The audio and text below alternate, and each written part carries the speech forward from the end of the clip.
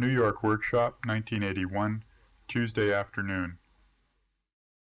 There are many things that in fact, you would find the more we work, the closer the whole audience of strangers become more and more knit together as a group of human beings who have some sort of common feeling, a common purpose. And when you have that, you find that your affinity to people, your relation to yourself and to others gets simpler, easier. And of course, when you get into states like that, you find that you touch the depth of yourself, the real formation of yourself as a person. And none of us has a life which is all a walkover. I told you, if we had a life which is a walkover, you wouldn't be here. None of you would be here. Why should you come to a place you don't know what you're getting and something looks clear things? And slowly you find that the people who write find that they have discovered that they had trouble which actually bored them, made their life impossible. And a life of not knowing, believing that they are like that and something happened to them, something has been done to them by their birth, by their other people, and therefore there's nothing to be changed and we must go on like that. And of course, most of the therapists go from the start, from where we are, and move back, as if the important thing is your past. I think what is past is irrevocable. Now, what I say now, I cannot cancel that word with any means in the world. It's done. And you know why I can't do anything? Because time has passed and I have no means of going back in time. Nobody has. And therefore, there is no way. The real way is the present and the future.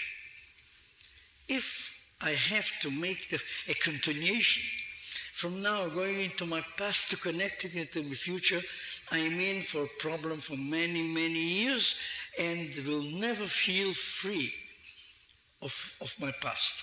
Now, we shouldn't be free of the past, because if we feel free of the past, we lose our identity. Nobody would like to do that. Everybody feels he would like to change, provided it is the same thing, only not miserable. Now, believe it or not, I feel the same way. I would like to be happy, comfortable, and not have anything to do with my past. And it's possible. It's possible to do because, as I told you, we cannot change our thinking. We have no direct means how to do something to change your thinking, except split your head with something, with a shovel, then your thinking will change. Get drugged, your thinking. Get drunk, your thinking will change. Take LSD until you don't know, Valium until you're dead, your thinking will change. But that's what sort of change is that? Who wants that? It's changed so long as you take it, and 3 hours after you're worse than before. Everybody knows what it means. The gueule de bois. You know what a gueule de bois in French is? It's the kind of feeling of the jaw that you can't open your mouth next day after being drunk the night before. You see? So when you're drunk, you get up in the morning, you feel you can't do anything else but drink again. You see, otherwise you have a locked jaw, a feeling of terrible dryness, and you feel like, what? Not why did I did it, what I did yesterday, but I can feel that abandonment when I was drunk. Would I like to get it again? So that's how you get drunk continuously. In other words, you actually detach yourself from the present, from the future, and from the past. It is not the right way to treat the great majority of people. It can succeed, other things can succeed with anybody, but it's impossible that humanity would improve by means like that. Yet, believe it or not, some very intelligent people, like, what's his name? Just a minute, I had it on my tip of the tongue. And he wrote a hell of a lot of books and wrote about the Kabisa and the Zen or something. What's his name? Hey? No, Alan Watts, no. It's a Hungarian Jew who writes books by the million. Doesn't matter, I remember it in a minute. What did you say? Arthur Kessler. Arthur Kessler is actually the man. And he, after analyzing the world, and he finds that there would be a wonderful solution if the whole humanity took drugs in order to change their well-being to well-being, isn't it? You see that he writes a wonderful book in order to come to that marvelous conclusion that if you drug yourself, you will be better. Maybe. Now let's see what are the real means. And by the way, you see, we do something and it works on everybody, without exception. The question is only many people are not so sure that they have got it so that they can go buy it, that they can do it by themselves. I told you, to many of you, it will work by itself whether you want it or not. You will find many of you lifted their fingers today when I said that their dreams have already changed. Many, about 10 people lifted their hands saying, yes, it did already. Many people wrote to me marvelous letters telling me that this is the kind of teacher that they always wanted to have. But I tell them they are wrong. They wanted to have that sort of learning that they are capable of. And they put it to the teacher, believing that the teacher did it. It's true, the teacher did it because he knows that human structures are such that they can learn, provided you give them the time necessary for their own learning, and you don't push them, and you don't encourage them. You just leave them alone for sufficient time and provide the conditions in which you can begin to introspect with your mind's eye, with what you tell, listen to yourself. This is only a minor part of ourselves. It's only the internal. We have to contact the part of our development as a person from the point we left it off. And you can see that, in fact, many of us have left their own development long ago, much overdue. And therefore, some of them, delving into themselves like that, would find actually some sad memories coming up. And have some sadness, which is the sadness they have overcome until today, and just believed that by alienating themselves to that suffering, it will disappear. And they turn to do something else. But it has never worked. It has never worked. But if you get to yourself, and gradually, and you will see in a few minutes how it is possible to make out of yourself, you know what? Ourselves. Wow, that's the greatest achievement you can do, that anybody can do. And if you just think and see that ever since the world has got brains and philosophy and learned people and people who advanced humanity, and the great religious teachers have all of them without exception said, know thyself. Without exception. All the great masters of the world, the old spiritual masters, conscious masters, everybody said, know thyself is the most important thing. Because if you know what we are doing, we can do what we want. It gives us the freedom of choice, the freedom of being a human being, not subject to habits which we don't accept. Habits, as we told you, are wonderful because they economize and make life easy. But they have the trouble that if you have a habit, whether it's not your habit, which you have chosen, but because somebody put us in a state where we are compelled to get that habit, then we treat ourselves in the same way as the person who has instilled their habit. We begin to demand of ourselves to be superior to ourselves, to succeed in every damn thing, to just, which is, it's idiotic. We can't do it. So we can't change our thinking by any means, even not by a knife, except if we ruin ourselves, yes. If you make a trepanation and then take a spoon of some sort, even a plastic spoon, and twiddle inside, we surely change our mind.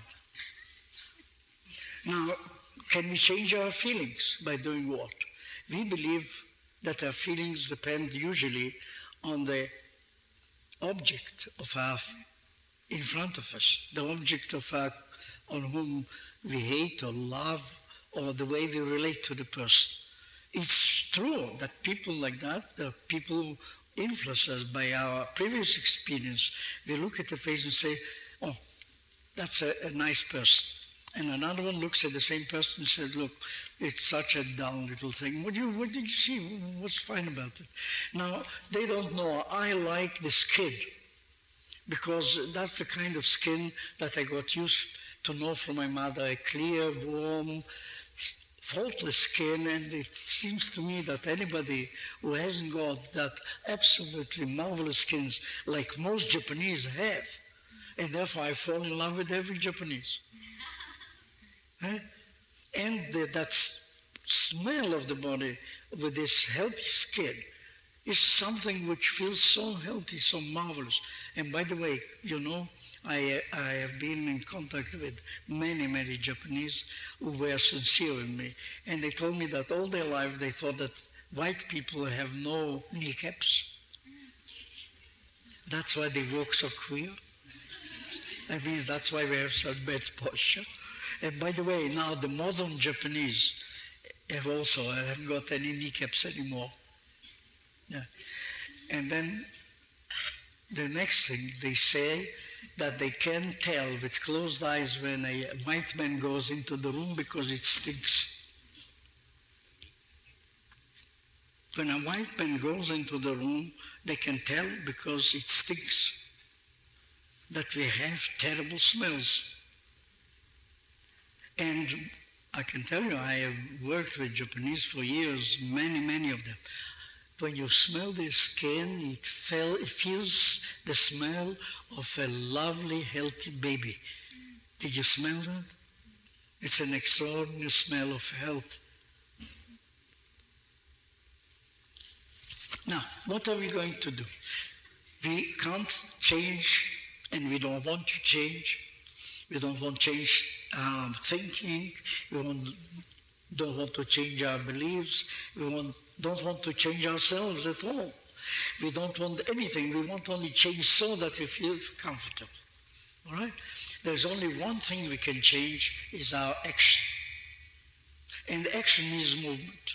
That's why we start with this sort of movement in order to find out that we could act differently and therefore find our world changing. Not that it will change, it would be the same person, but it will, just like some people don't realize that this has nothing to do with human beings. It has to do with the external world, with the cosmos. It is like that.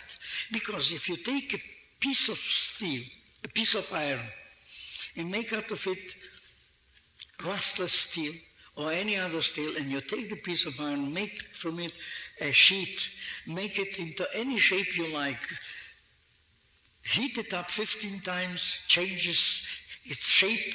You can do anything, no matter what you do with that piece of steel, you will change everything you want with that. You can make 1,000 different things from the same piece of steel. But it will still be a piece of steel. Therefore, unless there is something inchangeable, the steel will not be steel.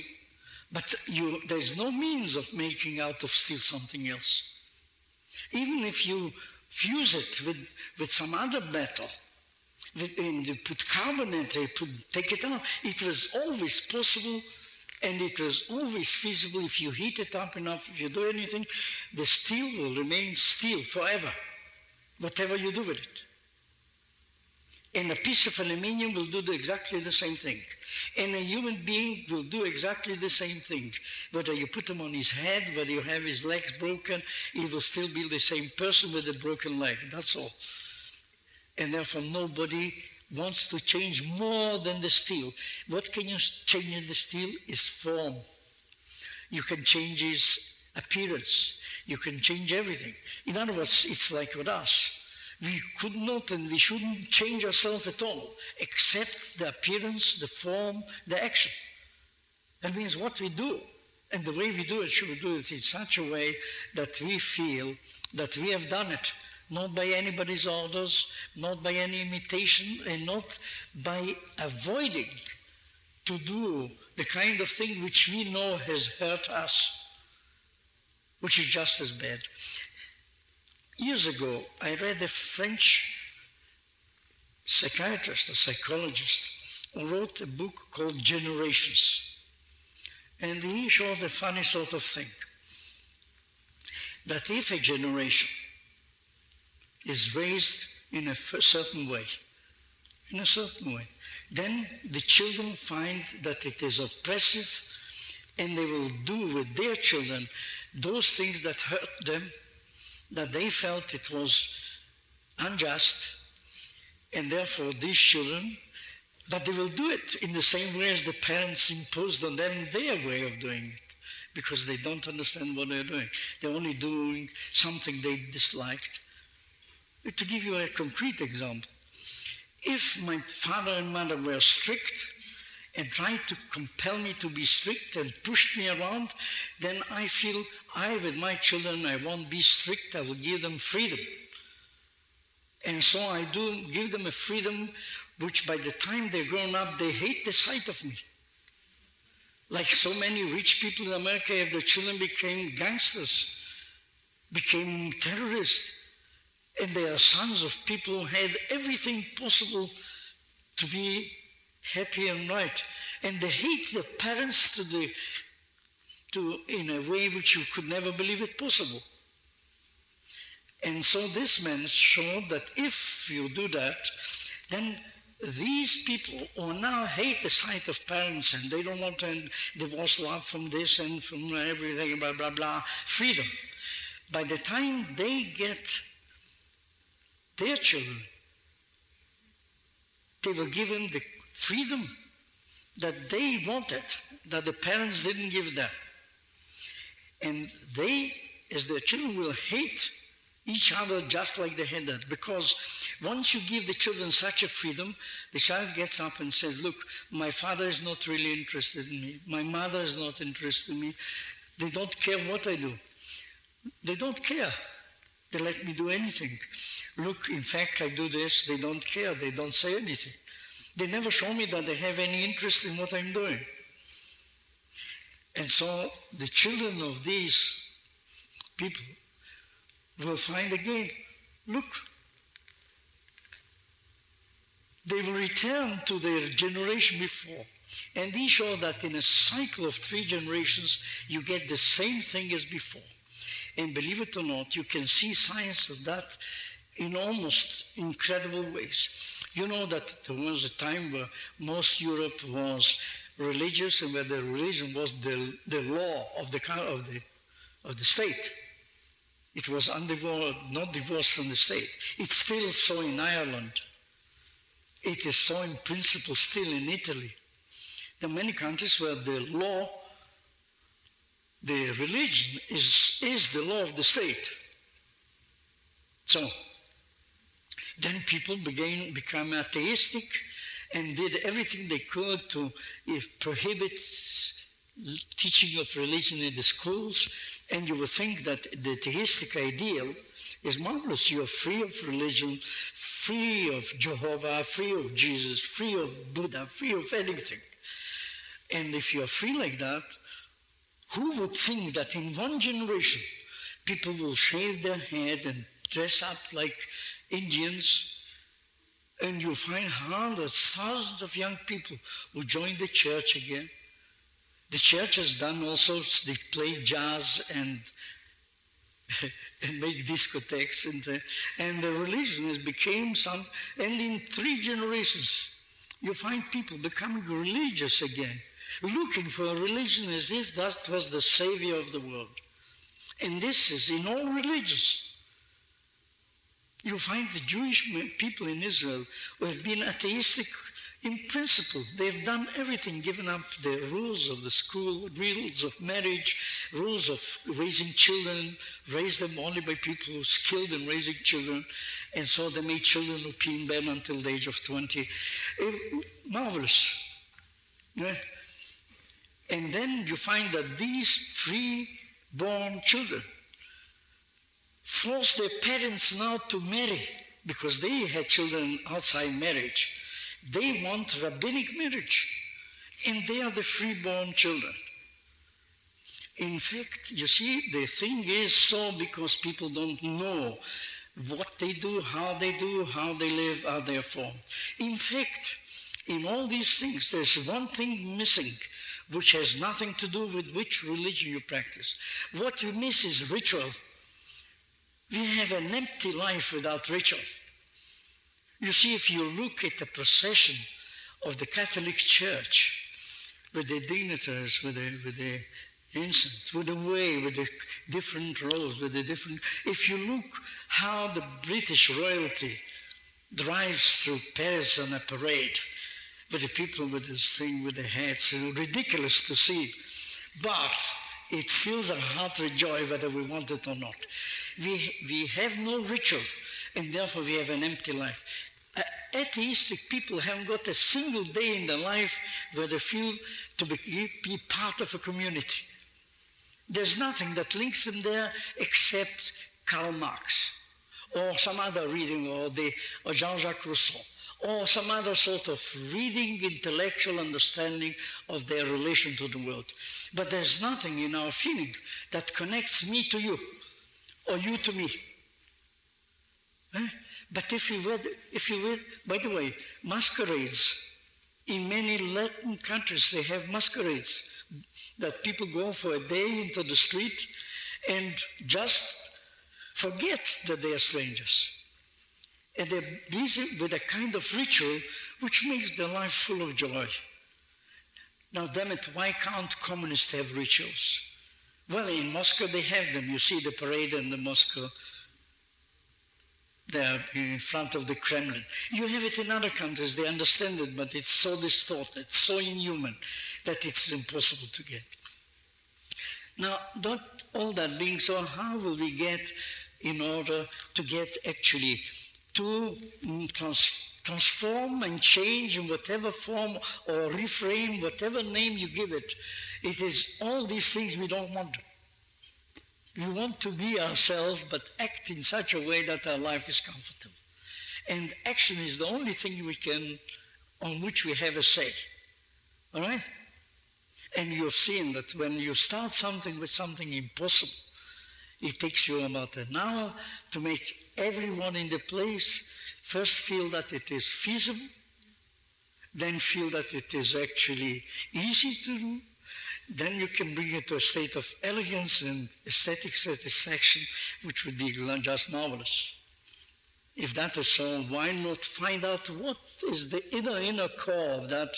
And actually, because many people have got it already. I got letters from people where I know already that what I say now is only confirming, changing a little bit their outlook, but they already know what they wanted and what they got here, and they know that this is the best kind of thing what the person can do for himself. But we have to see it in at least 30 different ways before we learn. I told you, learning means to do the thing you know in many different ways until it becomes to you familiar, like the multiplication table. Because we can get 10 in at least 100 different ways that we know not only the multiplication, but the division and addition and everything we want to do with numbers. I can get 10 with 2 and 8 and 2 times 4 plus 2 and 15 minus 5 and divided 20 by 2, and you can get it in as many ways as you can think. Therefore, you don't have to do exercises. You remember it until you're dead. Huh? Even if you're old and if you're dirty, you will still remember it. Huh? So, isn't that the way to learn things? Sure. Make it so that you don't have to go on doing exercise. Nobody goes on doing exercise saying that 5 and 5 are 10, 2 times 5 are 10, and 20 minus 10 is 10. Who would do a thing like that?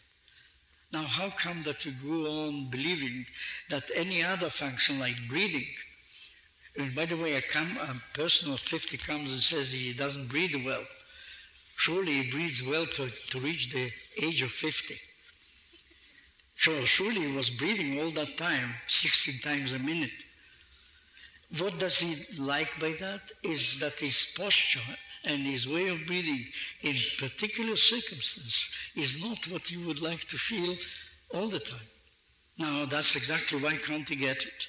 In 50 years of breathing, he doesn't know how to breathe. All right, let's see how we get into states like that. And we will do it on the most familiar thing we do. Stand. That's the first sign of becoming human. From the lying position of a baby to crawl until you begin to toddle, until you come to a point where you can stand on your own legs. And raise your eye and see your eyes turned on the horizon, you're the master of the world when you're 3 years old, no? Or nearly so. What did you do? How did we get from that horizontal position to that standing position which made us feel, oh, now I'm standing, I'm a human being? There are many ways of doing it, and many important and interesting things to get. But as we are adults and we have not followed up this development and get into social organization instead of individual progression, which both are necessary actually. We couldn't live not in a society as we are. We are raised to be members of a society. We are wired in like that. So there is no use getting out of it. And I can tell you only today, lunchtime, I found with a person I like very much, that if we had the luck of being drowned in a ship and find ourselves on one island together with nobody else around us, we would have the most marvelous life together. How could we do otherwise? How could we do otherwise, being on an island without anybody interfering with us? And what else could we do to each other? What sort of society would we have? And how we would depend on each other. You imagine on an island, 2 of us together. If one of us perished, you know what it means to be all alone on a forsaken island somewhere where nobody ever comes or goes? It means the end of the world. Therefore, your connection with other person is vital to you if that happens sometimes between people in society, it is extraordinary. They have the most extraordinary life. I can tell you of one extraordinary life like that, which is actually an example to the world, and many people have never paid attention to that. That's Berthelot. He used to have a copper statue in front of the Collège de France. And the Germans took it and made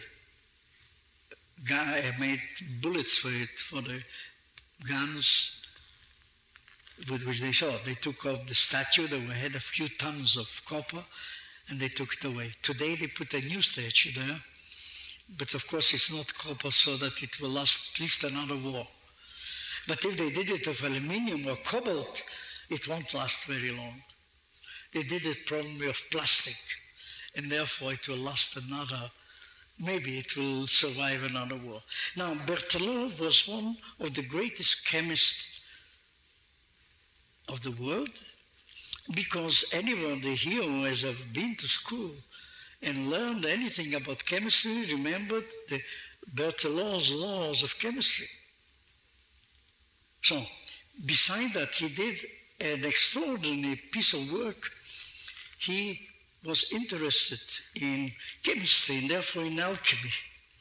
And he went to Egypt and the Far East and Near East and found out how alchemy developed into chemistry. And they wrote a book about alchemy in Egypt from the time that history was known.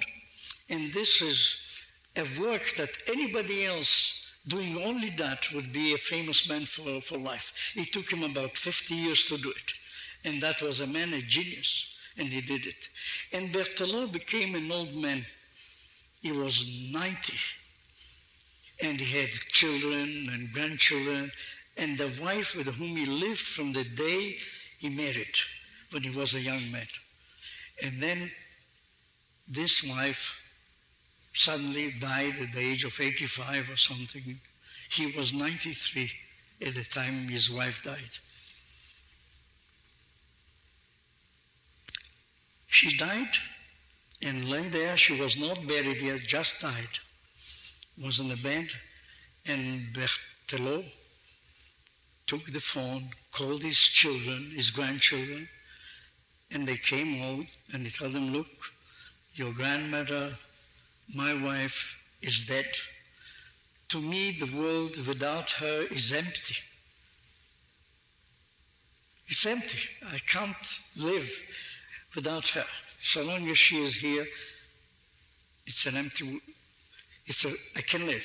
But if they take away from me here, they take me away. Goodbye, children. Live well. Thank you. And he lied near her on the bed and died. Now, so there were two people in Paris, in France, and they were alone on an island. The island was their relationship to one another.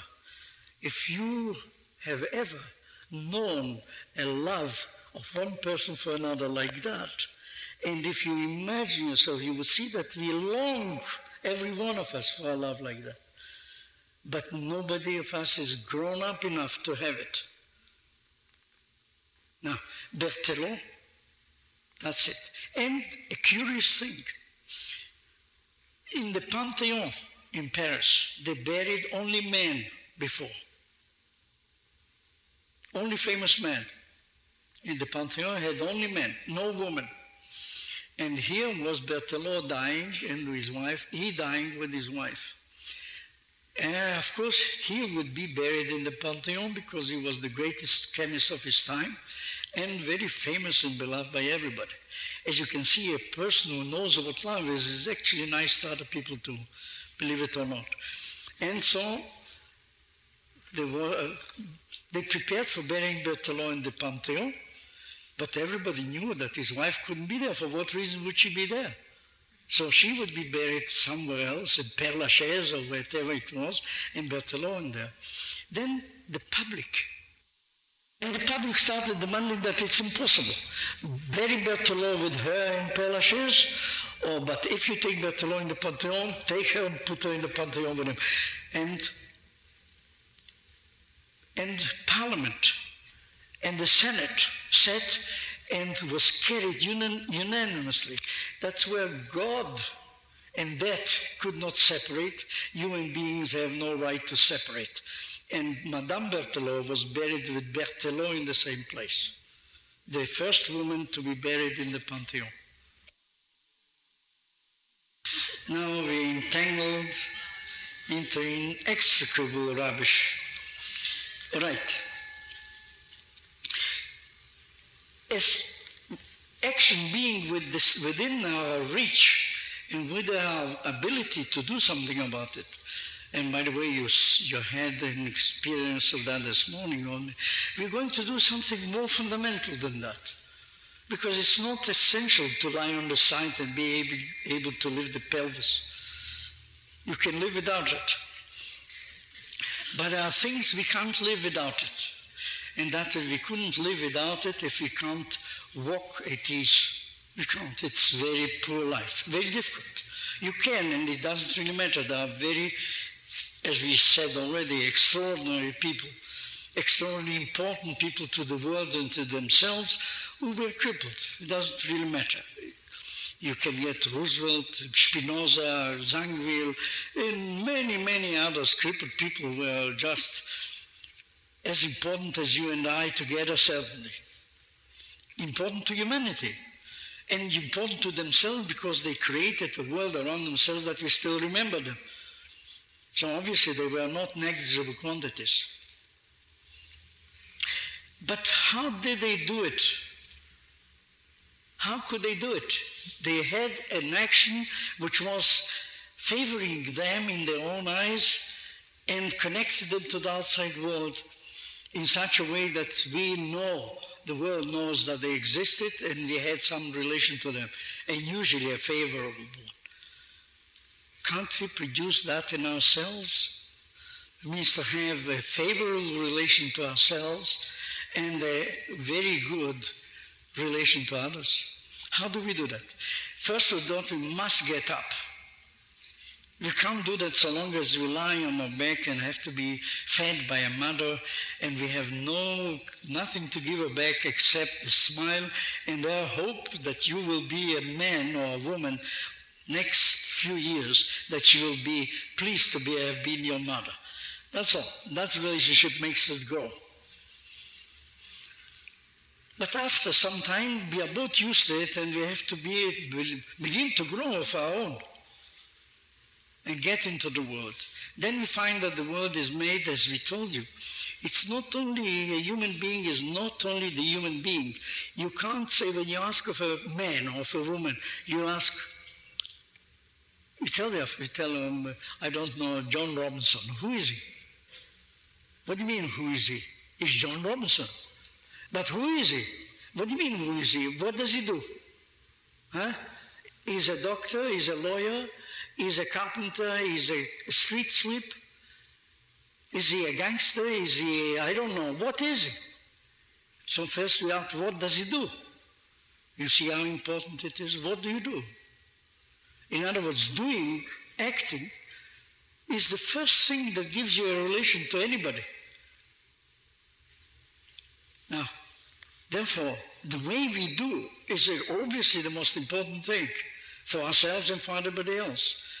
If I feel that I'm doing something and it discourages me, it feels me I'm not doing it well, I don't know how to do it, I don't know what for I do it, and then I have no real desire to do it, and then I'm lazy to do it, I don't like doing it, then why do it? Yet, all of us, for all these reasons that we have for not doing, we learn to do it only for those reasons. For the reasons that we would like, we have for not doing it. Those are the reasons which we are trained, wired in, to take those reasons for the most valid reasons for doing it. Don't be lazy. Why are you lazy? Huh? Can't you learn to read? Well, all children learn to read. Can't you? You are lazy. You're lazy in your mind. You have no real desire to do it, and therefore you will be a washout anyway. Huh?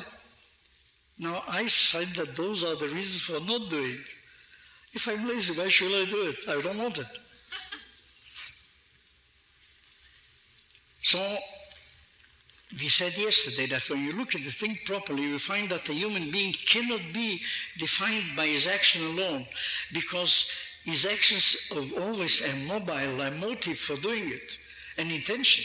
And that intention has not been grown just as it is out of nothing. It has a story which starts with the previous generation, the way the parents related to each other. And why? To make the thing complicated, maybe, I had a few months ago a woman whom I know at least 30 years. And was a famous actress and a successful actress. And then she had married a famous Russian poet. A whole complicated, very interesting story which you could write a book on and everybody would read it with interest. But I don't want to detail it so that in the end you will recognize who it was. And then we had work and I had some influence in her life, made it much more comfortable. But all the time, in spite of that, because she has now 4 grown-up sons, beautiful people, excellent, just they are a pleasure to everybody. And they have an excellent family life. People come to their house, find that they're at home immediately. And the children are free. It's marvelous. Everything marvelous. Yet she had all the time in her mind something which bore on her lap as if she has no right to be happy. She has no right to. She is cheerful. She is very. But in her dreams, somehow at the back of her mind, she always felt that difficulty. And of course, it's a complicated story. Her father was supposed to be a Jew, and her mother, a German-born German. So she thought maybe something, and then it turned out that we worked some of the lessons like the 5 minutes we did here. And she suddenly realized that she had the feeling of not having been desired in this world before she was born. She didn't know that from the first day she knows herself. She felt she has no right to be in this world. It turned out that actually this woman, that the father she thought as her father was not her father. That her mother was pregnant with her before and married her father in order to save her situation. And therefore, the mother wanted to get rid of her. If she felt that if she miscarried or if that child was born stale, it would be a marvelous solution for her. And she was born was actually grown in the womb of her mother with the idea that she is not desired in this world. And therefore, in spite of having a very wonderful life, really, if you look at it, a career and a life of success in every respect, yet she had that funny feeling that she is not desired in the world until she got it and found that she actually talked to her mother and told her that. And as the mother is now an old woman dying, she told her, look, you were not desired from the moment I was pregnant with you. And when she got that, she suddenly was relieved of the whole trouble. But you see, she carried it about 50 years with her. So action, therefore, you see, does not depend only on what you do, but how you do it and what is more on it. Not only what we do, but first of all, it depends on our culture. It depends on the place where we are born, in the midst of what family. It depends on gravitation, first of all, because without that we can't live. We are not born. Even the sexual act cannot be performed without gravitation. Because you have to move against gravitation. And the child will have to turn with his head down, though he floats in water. Therefore, it again has to do with gravitation, because what for? Well, how does he know to turn? There are very good reasons. You can see science knows now to explain how it is being done. But it's a fact, it's being done. And can you imagine that there were no gravitation? And can you see if there were no gravitation, what difficulty would you have to lift your pelvis? None. Yet you could see, in spite of having an experience of 10, 15, 20 years of life, you didn't know how to move your pelvis. Then obviously something in the anti-gravitational thing, which depends on our society, on our culture, on our heredity, on our way we grew up, is not there to help us. Instead of that, it makes us only the difficulties. Now let's see whether we can get to the real thing from where we started and see how a few minutes of that change a habitual way of using yourself. Would you please lie on the floor?